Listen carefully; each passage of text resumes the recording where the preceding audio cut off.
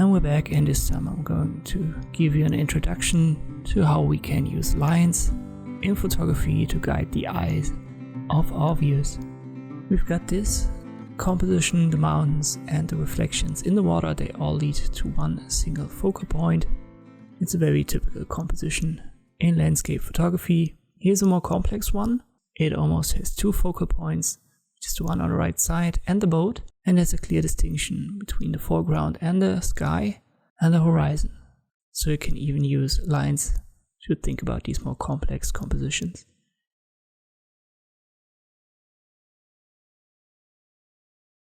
Here's a simple one again. It all leads to one single focal point. Right here, the horizon and the pier, they all lead toward this house.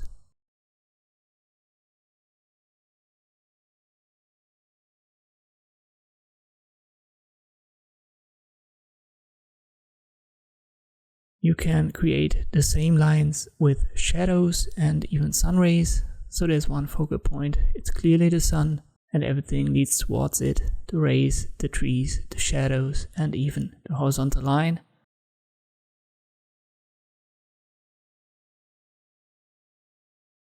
Here's a typical composition for travel photography. Nice effect. The first line leads towards the person, and the person has a gaze that leads towards the horizon. And you've got this very clear cut between vertical and horizontal lines, and that creates this feeling of person is walking to the unknown, to something that's far away. It's the same composition in a different travel photograph.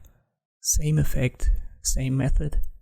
You can even create this vertical line by using reflections, so you don't necessarily need a path or footsteps. It's always this contrast between horizontal and vertical lines that creates this tension between something that's near and something that's far away. And the person in this example is walking from near to far away. As I've said, very typical for these travel photographs. My advice to you would be to search for these lines in photographs that you like, and at some point you'll develop an eye to create these lines automatically in your own. And that's it. This was an introduction of how to use line in composition to improve your photography. Thank you for watching, and I'll see you next time.